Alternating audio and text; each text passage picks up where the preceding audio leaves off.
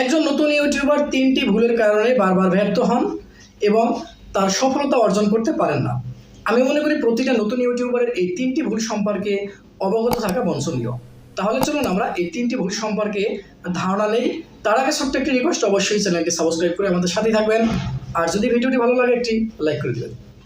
একজন নতুন ইউটিউবার প্রথম যে ভুলটি করে সেটি হচ্ছে থাম্বনেইল তৈরির ক্ষেত্রে।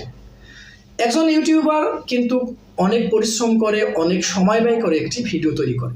একটি ভিডিও তৈরি করতে 2-3 দিন সময়ও লাগে বা কমপক্ষে 8 থেকে 10 ঘন্টা সময়ও লাগতে পারে। তো এত সময় ব্যয় করে, এতটা পরিশ্রম করে একটি ভিডিও তৈরি করে, কিন্তু ভিডিওটি যখন সে আপলোড করে তখন যেই বিষয়টি মুখ্য বিষয় সেটি কিন্তু ভুল করে। ভিডিও ভাইরাল বা ভিডিওতে প্রচুর পরিমাণে ভিউ জেনারেটের জন্য মুখ্য বিষয় হচ্ছে তার থাম্বনেইল। উনি ওই থাম্বনেইলটি কিন্তু সঠিকভাবে তৈরি করছে না। এত সময় ধরে এত পরিশ্রম করে ভিডিও আপলোড করে ভিডিওর থাম্বনেইল তৈরি করতে সে 2 ঘন্টা 3 ঘন্টা সময়ও দিচ্ছে না। থাম্বনেইল তৈরির সময় সে স্টাডি করছে না, সে রিসার্চ করছে, তার মনের মতো করে থাম্বনেইল তৈরি করে ভিডিও আপলোড করে। দেখুন, একটি ভিডিও আপলোড করার ক্ষেত্রে প্রধান যে কাজটি সেটি হচ্ছে থাম্বনেইল তৈরি করা। আপনার থাম্বনেইলটি দেখেই কিন্তু দর্শক আসবে। আপনার থাম্বনেইলটি দেখে তারপরে দর্শক আপনার ভিডিওতে ক্লিক করবে। সেই গুরুত্বপূর্ণ বিষয়টি কিন্তু আপনি সঠিকভাবে করছেন না। তাই প্রথম ভুলটি তারা করে থাকে, থাম্বনেইল সঠিকভাবে লেখে না বা তৈরি করে না। একজন নতুন ইউটিউবার নাম্বার 2 যে ভুলটি করে থাকে সেটি হচ্ছে কপি করা।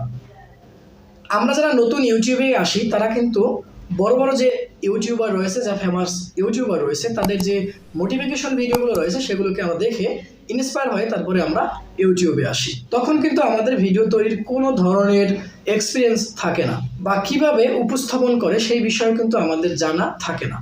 তখন আমরা কি করি, আমাদের এই ফেমাস যে ইউটিউবার রয়েছে বা জনপ্রিয় ইউটিউবার রয়েছে তার বচন ভঙ্গি, কথা বলার ভঙ্গি, তার যে স্টাইল, সে কিভাবে কথা বলছে, সম্পূর্ণ ওগুলোকে আমরা কপি করে তার মতো করে আমরা ভিডিও তৈরি করি। নিজের মতো করে কিন্তু আমরা ভিডিও তৈরি করি না। আমরা কিন্তু ওই জনপ্রিয় বা ফেমাস যে ইউটিউবার রয়েছে তার ইন্ট্রো এবং তার কথা বলার যে স্টাইল, এগুলো সম্পূর্ণ আমরা কপি করি।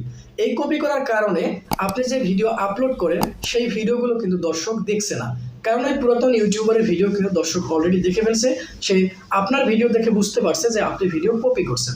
আর কপি করার বিষয়ে কিন্তু মানুষ পজিটিভভাবে নিচ্ছে না। তাই আমি বলবো যে আপনারা কোনো নতুন ইউটিউবার হয়ে কোনো পুরাতন ইউটিউবারকে কখনোই কপি করবেন না।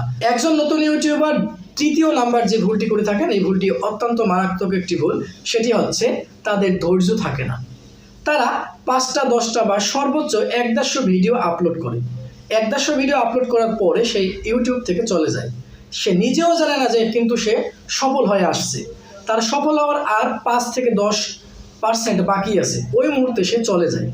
দেখুন, একটি কথাই আছে যে সফলতা যখন আমাদের দরজার পাশে কড়া নাড়ে তখন কিন্তু আমরা দরজা খুলি না, যখন সফলতা চলে যায় তখন কিন্তু আমরা দরজা খুলি।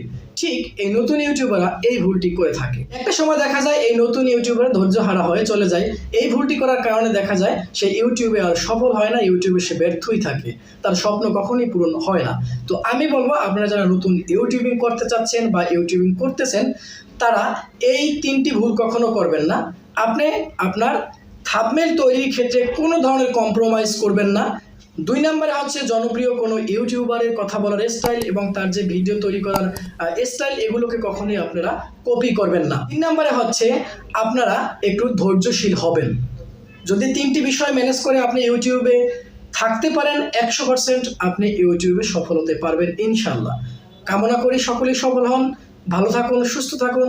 আল্লাহ হাফেজ।